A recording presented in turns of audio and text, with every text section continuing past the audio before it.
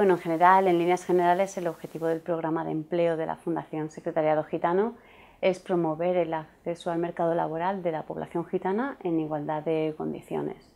Dentro de este proceso, nuestra apuesta es desarrollar, apoyar al desarrollo de las capacidades de cada una de las personas, motivando para que sean autónomas en su proceso de búsqueda de empleo, lo más autónomas posibles.